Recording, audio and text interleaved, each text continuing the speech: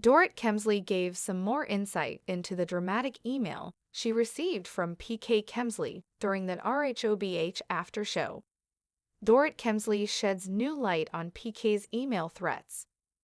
During season 14, episode 10 of The Real Housewives of Beverly Hills, Dorit Kemsley revealed that her estranged husband, Paul PK Kemsley, had sent her an angry, horrible note that detailed their finances and how he was going to stop paying for certain things. When Erica Jane heard the news, she told Dorit that it sounded like he was calling for a divorce. Dorit opened up more about the note, which was actually a 9-page email during The Real Housewives of Beverly Hills after show. It wasn't just blindsided. It was like, "Who are you?" She said in the video above. "Who is this person?" You start to question everything. Dorit explained that when she and PK made the tough decision to separate, they said they would do so amicably. They'd work on things with a therapist to figure out what they both needed and what they both wanted. Then, all of a sudden, they were somewhere else entirely. "I don't know what he's capable of. I don't know what he's gonna do," she said. "He had mentioned things in there that I would never in a million years believe would come out of his mouth. And that is scaries and you think, holies, that means anything is possible. What do I have ahead of me?" She also noted that because she already felt in the dark, it was easy for her mind to go to a bad place. "That is a mother effing scary AF place to be," she said. What did PK Kemsley write in his email to Dorit?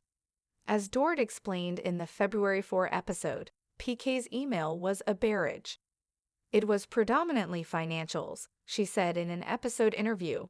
"His expectations were within a month or two that I will be responsible for the mortgage and all the bills associated with the house." There was also discussion of custody, lawyers, and threats of, "If this doesn't happen, I will be proceeding with divorce."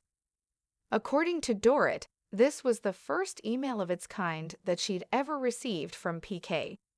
"I had never received a threatening email like that ever by PK. I have received bitter, threatening, in the heat of the moment texts and emails when we fought, but never like this," she explained during the after show. "Finances? We've had conversations about it. Custody? No, never these kinds of threats." Are Dorit Kemsley and PK Kemsley divorced? Despite chatter on the show about getting ahead of things when it came to filing divorce, neither Dorit nor PK have made a move to legalize their split.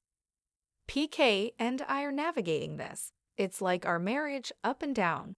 I'd like to see things a little bit more status quo, stable, calm, consistent," Dorit shared during a January appearance on the Watch What Happens Live with Andy Cohen after show. "And I think that then we could at least start to heal or make decisions or whatever it is. But calm heads prevail. So we'll see. We're getting there." Whispers of betrayal. The morning sun filtered through the soft curtains of the penthouse as Dorit Kemsley sat at her marble kitchen island. She absent-mindedly swirled a spoon in her coffee, her thoughts far from the pristine coffee cup before her. For a woman who was usually synonymous with elegance, grace, and charm, today, Dorit felt anything but. Her heart raced and her chest ached, haunted by the disturbing words that still echoed in her mind. It wasn't just a bad dream, it was real. The 9-page email that had arrived from PK Kemsley, her estranged husband, was far worse than she had anticipated. The threats, the coldness, the demands. Dorit had never seen this side of PK before. They had their fair share of arguments, of course. She'd never imagined they could unravel to this point, especially not after they'd agreed to part ways amicably, giving each other the space to heal, to figure out the intricacies of what went wrong. The very idea of it had felt like a shared understanding, a mutual respect for one another's well-being. But the email she had received shattered that notion entirely. She pushed the email aside, trying to focus on the present, but the sharp, damning words continued to ring in her ears. The accusations, the threats, she could hardly breathe, let alone make sense of what was happening. The 9-page email. Dorit knew that PK's decision to write an email was already a dramatic departure from his usual behavior. PK, who had always been charismatic, witty, and the charming businessman with a big personality, had never resorted to something like this. He would call, argue, then smooth things over with a joke, a glass of wine, and a sorry babe. But this email? This was something different. "I'm done being the one to carry the weight of our financial obligations," the email began. "It's clear now that this marriage is no longer what it once was. You'll need to take responsibility for the house and everything that comes with it." The words blurred in front of her eyes as Dorit tried to read them again, her mind struggling to make sense of the madness. She had always known that their marriage was under strain. No one could live the kind of high-paced lifestyle they had without facing occasional moments of turbulence. But this was not turbulence. This was a storm, and it was unrelenting. Dorit thought of the house, the beautiful Beverly Hills mansion they had built together. It had been a symbol of their success, their shared dreams. The mansion was where their children, Jagger and Phoenix, had grown up. It was where they had built their life, from the quiet moments of family to the boisterous gatherings with friends. But in PK's email, it was merely a burden he no longer wanted to carry. "I will not pay for it any longer." The sentence rang in her mind like a drumbeat, relentless and cruel. PK had never said something like this before. The weight of their home, the cars, the private jets, the extravagant dinners, all of it had been part of their world. It wasn't about the money, it was about what all of it represented. Their future, their love, their family. And now PK was taking it all back. The emotional toll. Dorit exhaled sharply, rubbing her temples as a migraine began to form.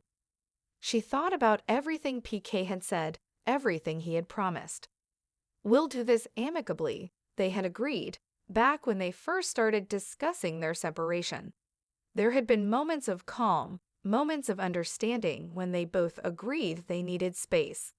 They needed time apart to process things, but there was never any talk about this, never any indication that their financial stability would be jeopardized, or that custody discussions would be thrust into the equation with the cold precision of a courtroom battle. Erica Jane, who had seen the email during a heated conversation, had tried to comfort Dorit.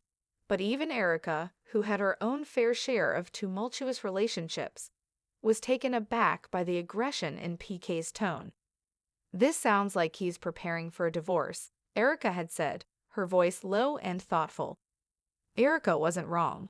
It felt like PK was already 3 steps ahead of Dorit in this game, mapping out his escape with cold, calculated efficiency. A change in the air days passed since Dorit had read the email, but she couldn't shake the feeling of betrayal. There were so many things she had yet to understand. What had caused PK to flip this way? Was it his pride, his ego, or something deeper? Dorit had always known that their relationship had its cracks, but never once did she imagine they would fracture so violently. The worst part was that Dorit had always loved PK. She had given everything to their marriage, her time, her energy, her heart. She had chosen him when the world had told her she could do better, when everyone doubted their pairing. She had stood by him through thick and thin, through the triumphs and the failures. Now, it felt like the person she had loved was slipping away, and the man she had built her life with was becoming someone unrecognizable. In moments like this, Dorit realized she was no longer sure of who she was. Was she the woman PK had once loved, or had she become just another pawn in his game? Reaching out for support. That evening, Dorit sat in her room, a glass of wine in hand, staring out at the city lights that twinkled below. The silence in the room was deafening. She had spoken to Kyle Richards earlier in the day, and their conversation had left her feeling both comforted and more confused than ever. "You deserve better than this, Dorit," Kyle had told her, her voice steady yet warm. "PK is acting out of anger and fear, but that's not who he really is. I know you two can work this out."